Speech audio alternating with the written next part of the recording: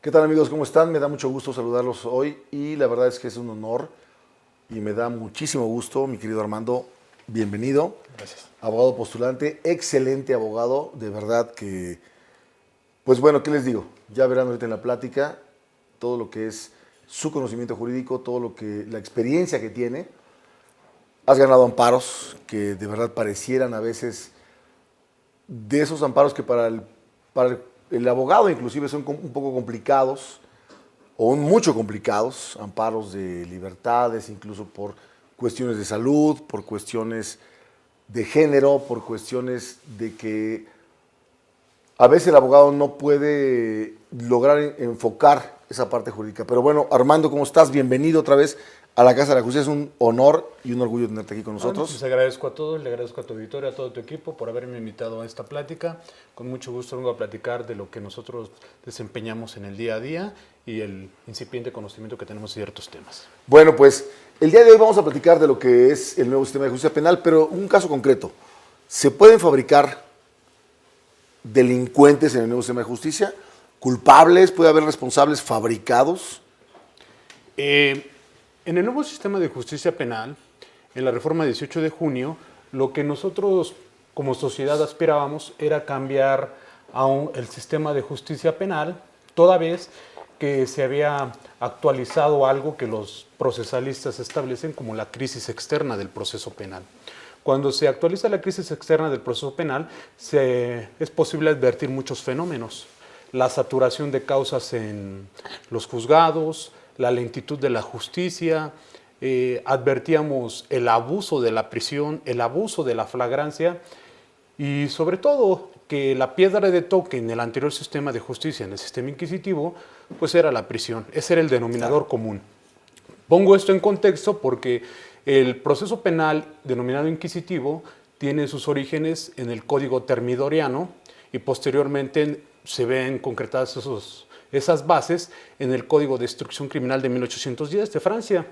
Posteriormente nosotros adquirimos esa lógica del proceso, pero lo que hicieron los franceses fueron tomar las bases de lo inquisitivo para el juicio oral, lo acusatorio para el juicio oral y lo inquisitivo para las etapas previas. Es un híbrido. Este híbrido podríamos denominarlo primeramente como un proceso penal inquisitivo con matices de la lógica acusatoria. ¿Qué hicimos nosotros en la reforma 18 de junio? Pensábamos transitar hacia un acusatorio formal pensado desde la perspectiva europea. Lograr primeramente que la prisión fuera la piedra de toque de todo el sistema y que dejáramos de abusar de la flagrancia y de la prisión. Claro. ¿Cuál ha sido la evolución en nuestro país desde la Constitución de 1917 para que una persona que llegaba a prisión pudiera acceder a su libertad? Se estableció algo que eran las fianzas. Claro. Primero era una garantía, primero era la fianza y se le estableció una cantidad, posteriormente vinieron reformas y era hasta 3 veces lo robado. Después llegamos a 1980, se cambia el tema de fianza por caución y posteriormente, ya que tenemos la caución, se establece en la Constitución el derecho constitucional de tú acceder a la libertad mediante esa caución, ¿no? ¿Qué ocurre con la reforma 18 de junio? Eso se quita del texto constitucional. Establecemos que va a existir un catálogo amplio de medidas cautelares y la promesa del constituyente en esta reforma es que la prisión preventiva dejaría de ser la característica que distinguiera nuestro proceso La peculiaridad. penal. La peculiaridad. Claro. ¿Qué ha ocurrido en la realidad? Pues en la realidad se estableció en la reforma 18 de junio algo que también don Sergio García Ramírez establece que fueron las gotas de veneno, ¿no? Que tímidamente critican. ¿Por qué? Porque lo que se estableció fue la lógica del derecho penal del enemigo o el derecho penal nazi. ¿Qué ocurre con el derecho penal nazi? Pues esto permite establecer prisión preventiva oficiosa. Esto, ¿por qué te lo pongo en contexto? ¿Por qué? Porque antes teníamos el arraigo, lo llegamos a constitucionalizar. Claro. El arraigo, fue algo de lo que me ocupé y yo me pronuncié sobre la inconvencionalidad del arraigo, que aun cuando era constitucional era inconvencional. Claro. Superamos esa fase y la manera que nosotros encontramos para llevar a los justiciables a la cárcel, atendiendo a criterios de la prevención especial negativa, primero te encierro y después te doy un juicio justo. Entonces, ¿qué ocurre en este contexto? Que nosotros estamos generando un proceso penal acusatorio y oral con características del derecho penal nazi. Eso es nuestro derecho. Podrán darse muchas justificantes, pero en la actualidad el gobierno que actualmente tiene el poder, que detenta el poder y los destinos de nuestra Constitución, ha decidido reformar o pretenden reformar nuevamente ampliando ese catálogo. Y entonces, en ese contexto, cuando una persona es llamada a juicio, audiencia inicial, por un delito grave, lo primero que se hace es ponerle en prisión preventiva oficiosa. En este contexto es donde yo voy a responder la interrogante de si es posible fabricar culpables en el nuevo sistema de justicia penal. Pues debemos decir que bajo esta lógica y bajo este contexto se potencializan dos cuestiones que son muy importantes: la gestión punitiva de la pobreza y el populismo penal.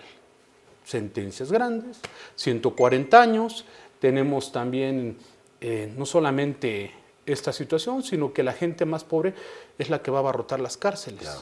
Lo podremos decir o justificar de cualquier forma y decir, es que tenemos una lógica para los delitos graves y tenemos una lógica distinta para los no graves, pero los graves, exactamente. Esa denominación que todavía los gobernadores dicen de graves y no graves, ya no existe. Ya no existe. ¿Por qué?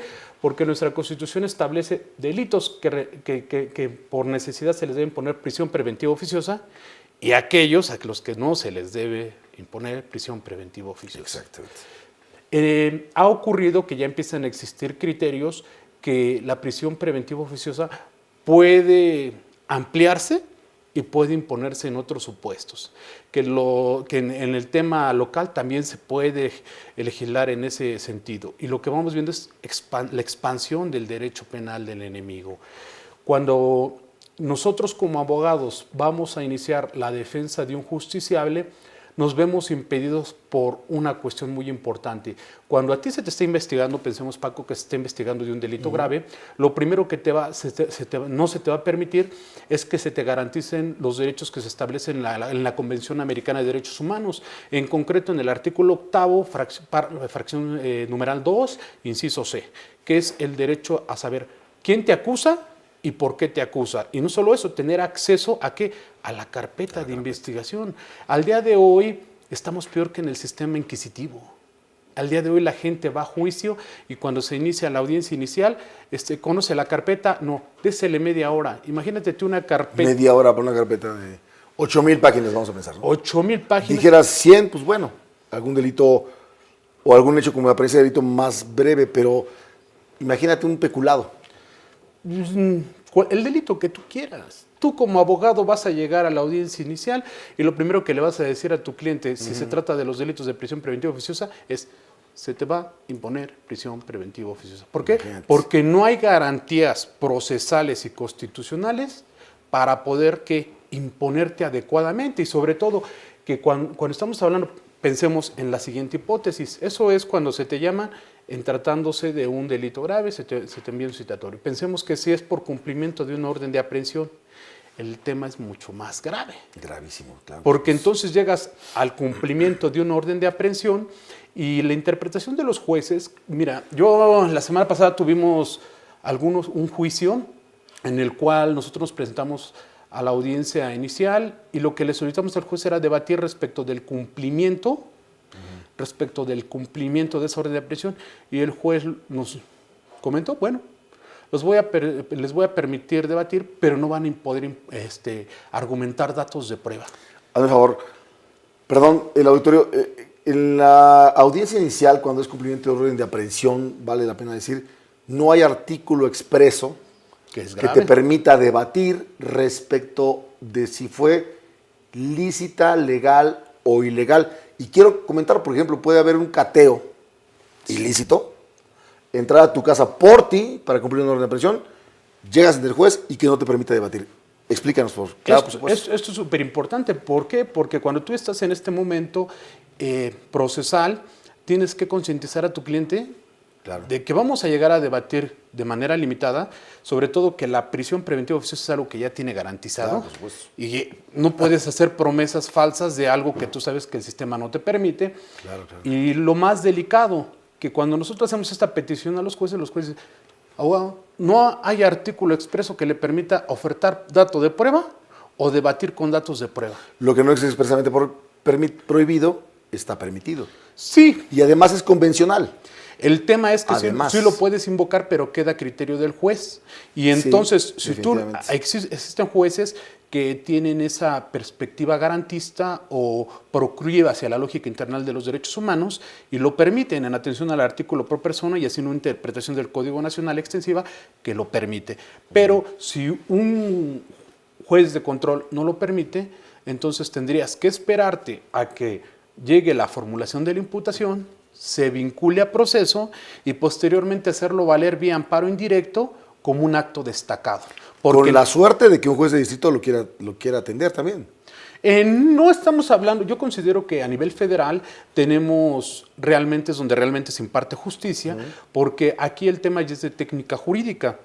Los jueces federales en algunos supuestos, cuando hacemos el planteamiento correcto en atención a un control de constitucionalidad o de convencionalidad y hacemos el planteamiento correcto respecto del acto reclamado o en el acto destacado y podemos hacerlo valer en el amparo.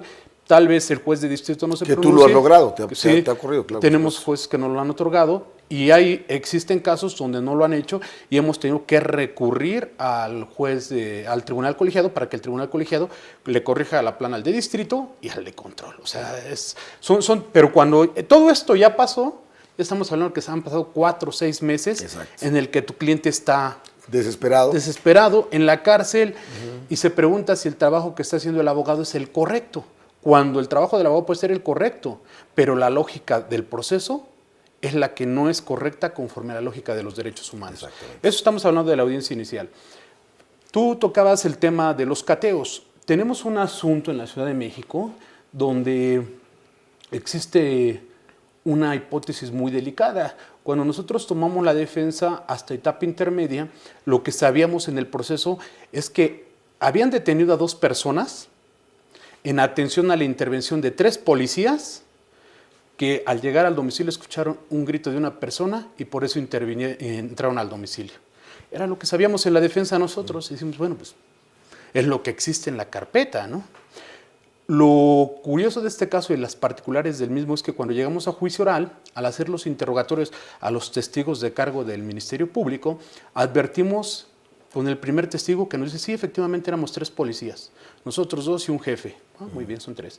Llega el segundo policía y te dice, éramos 3 policías y peritos. Después vienen los peritos y nos dicen, bueno, eran los policías, eran los peritos y en el lugar hubo ministerios públicos porque se trataba de un operativo. O sea, no era un grito. No era un grito y no era la flagrancia justificada que se establece en la tesis que emitida por la Suprema Corte, donde válidamente puedes ingresar al domicilio por atención de flagrancia en tratándose de la ayuda de una persona, ¿no? El delito. Que es la fabricación, pues, de un hecho con apariencia de delito. Esa es la fabricación. Lo entiendo perfecto, sí, claro. ¿Y qué ocurre en este caso? Nosotros no llevamos las fases previas del proceso y cuando llevamos a debatir a juicio oral, lo que nos comentaron los jueces en el juicio oral es que, si bien es cierto en este juicio oral todos vimos que se trató de un operativo, nosotros ya no podemos pronunciarnos sobre la violación a derechos humanos o la ilicitud de las pruebas por cambio de etapa procesal. Y nos invocaron el 346. Nosotros, el primer planteamiento que tuvimos fue pensar en un incidente en el procedimiento, pero nos dimos cuenta que iba a ser innecesario porque eran elementos aislados. Y en conjunto de todos los datos, de todas las pruebas desahogadas, todos los testigos de cargo desahogados por el Ministerio Público, era posible advertir una acción concertada pretendiendo fabricar un delito, fabricar culpables. Entonces, ¿qué es lo que nosotros estamos haciendo en este contexto? Pues recurrir a la apelación y atacar estas realidades injustas que permean en este nuevo sistema de justicia. Si nosotros estamos pensando que la resolución del 346, que la interpretación del 346 que hizo la Suprema Corte respecto del cambio de etapa procesal, que si bien lo hizo con el Código del Estado de México, no es con el del Código Nacional. Exactamente. Y sobre todo, que aquí existirían 2 cuestiones. Habría que entender que en el 346 se establecen las reglas de exclusión de la prueba ilícita, pero para juicio oral está la eficacia refleja de la prueba ilícita a través del mecanismo de la no valoración. Exacto. Que eso fue lo que nosotros planteamos en juicio, fue algo totalmente distinto. A través del mecanismo de la no valoración, tú puedes hacer valer estas cuestiones. ¿Qué ocurrió con el Tribunal de Enjuiciamiento? Ellos responden al concluir la audiencia que no es posible, por un cambio de etapa procesal. Un cambio de etapa Como si procesal. se cerrara, como si casara Estado. Tú eres culpable, me estoy dando cuenta que no lo eres, me estoy dando cuenta que estás fabricando el delito, pero ¿qué crees? Estoy impedido de entrar por un cambio de etapa procesal. Y el tema, Aberrante, ¿eh?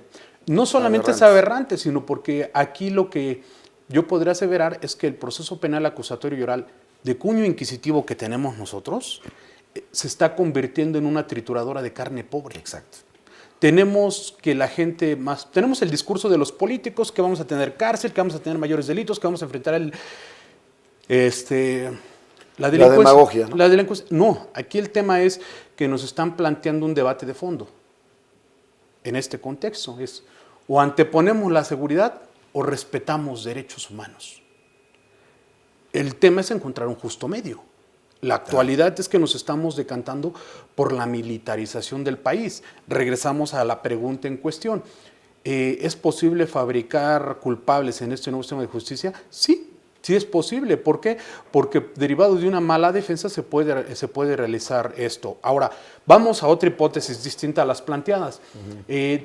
Una práctica que se está haciendo común, que surgió en el Estado de México y posteriormente ya se está consolidando en la Ciudad de México, es que te detienen por un delito no grave. Tú consigues la libertad de la persona por ese delito no grave y cuando la persona va a salir ya le tienen un delito de aquellos que requieren prisión preventiva oficiosa. Con orden de aprehensión. Con orden de aprehensión. Y entonces, ¿qué fenómeno estamos advirtiendo? Que si bien es cierto, ya no tenemos el arraigo de tenerte para investigar, ahora te detenemos por otra carpeta de un delito no grave para poderte investigar y justificar con un orden de aprehensión que fuiste detenido lícitamente. Aquí estaríamos hablando ahora de otro supuesto. Estamos hablando de la violación al artículo 7º de la Convención Americana de Derechos Humanos en el numeral número 2 y 3. La Corte Interamericana ya lo ha interpretado y ha establecido que implican violaciones a derechos humanos ese tipo de detenciones, son detenciones arbitrarias. Lo que estamos haciendo aquí en este sistema es lo que podríamos denominar, si tú me lo permites, como fraude a la ley. Claro, por supuesto. Así es como se están fabricando los culpables en este nuevo sistema. O sea, el aparente garantismo de este nuevo sistema, aparente, porque estamos, salvo tu mejor opinión, regresando al inquisitorio, ¿no? La Corte en 2011 emite unas tesis sumamente interesantes respecto del garantismo, respecto del respeto a los derechos humanos, que las va limitando poco a poco. Claro. Las va limitando y entonces decimos, bueno, entonces ¿dónde estamos parados?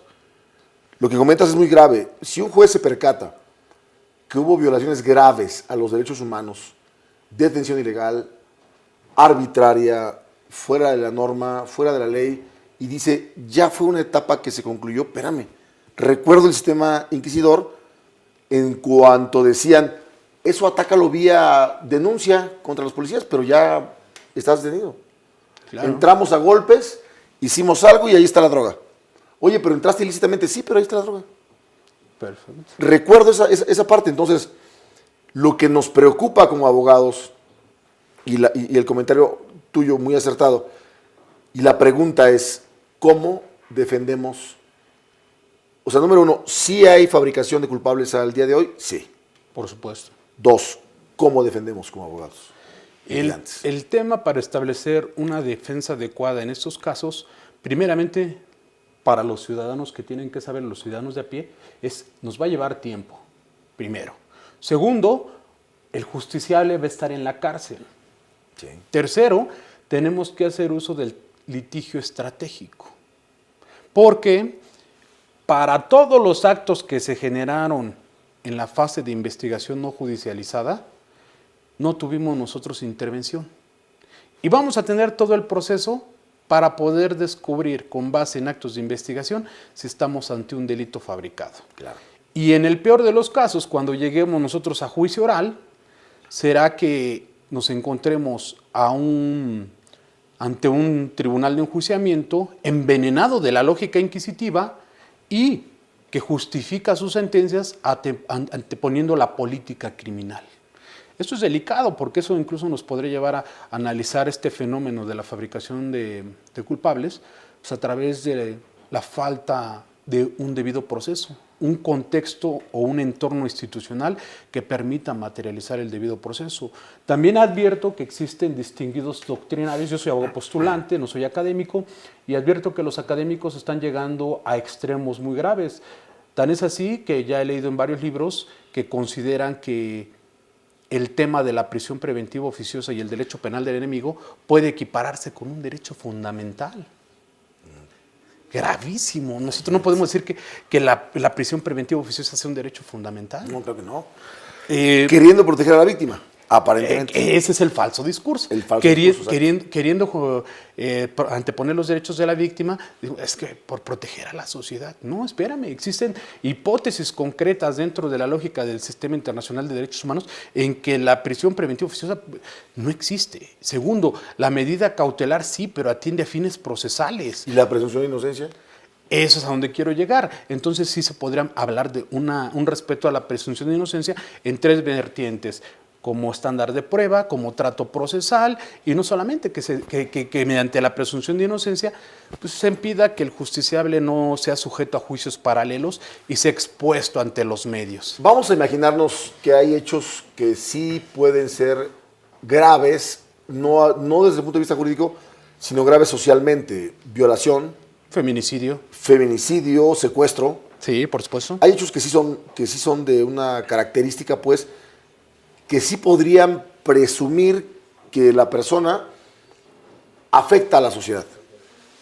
Y podrían presumir que requieres estar privado de tu libertad en el proceso, pero... Pero ese presumir implica materializar el tema del presunto culpable. Exactamente. O sea, yo voy a presumir que hay un daño, pero yo voy a presumir que Paco es un presunto culpable, yo voy a presumir que Pepe es un presunto culpable. ¿Y si no? Y el tema es... Bueno, ¿y qué derechos tengo yo contra el Estado? No, momento, primero el juicio paralelo entre los medios, te exhibo. Tenemos ahorita el caso, por ejemplo, que me llama mucho la atención, que es el feminicidio de esta niña Giselle Garrido, y veo la sobreexposición a los medios, veo la manera en cómo iniciaron la investigación y que todo radica en una declaración. Exacto. No surge a través de una investigación científica. Y estás comentando algo... No surge a través de policías capacitadas. El litigio en medios. Exacto. Exactamente. Los medios te destruyen o te hacen. Y los medios no son quien lleva la... Vamos, el medio no es el ministerio público, pues. Pero el medio te destruye o te hace. ¿Estás de acuerdo que los medios afectan a tu litigio? Claro, porque por ejemplo, aquí si hablamos, como tú tocaste el tema de los derechos de la víctima, no quiero imaginarme a los padres de esta niña, Giselle, que tengan que tener que tolerar una absolución de un delincuente por un mal manejo de los datos del justiciable porque se filtró en medios. Exacto. O sea, lo que estamos generando entonces es un falso discurso. Si a través de la mala capacitación generamos impunidad y la queremos justificar con prisión preventiva, ese no es el camino. Si nosotros queremos militarizar el país y no darle una atención especial a la capacitación para tener policías y peritos que realmente investiguen, vamos por mal camino. ¿Por qué? Porque entonces, ¿cuál va a ser la solución para todo? La prisión y fabricar culpables. Es un tema muy, muy importante, muy delicado. Yo creo que vale la pena. Y por cierto, les comento que en la revista Edicta van a encontrar también la entrevista del maestro Armando Juárez Briviesca. Y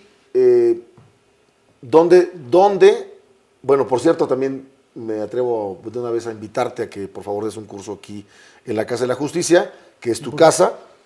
Muchísimas ¿Dónde gracias. y cómo te podemos encontrar? ¿Dónde te puede encontrar la gente? Me pueden encontrar por Twitter. El Twitter es AJB-abogados. Está también el blog donde escribimos, se llama Justópico. Son opiniones que damos con base en los casos que tenemos. Y también en la página AJB Abogados. Es donde nos pueden encontrar. Pues gracias, Armando, y vamos a un segundo bloque para continuar con el tema de fabricación de delincuentes en el nuevo sistema de justicia penal. Nos encontramos y nos vamos a escuchar también próximamente en la radio. Gracias, que tengan un buen día. Gracias.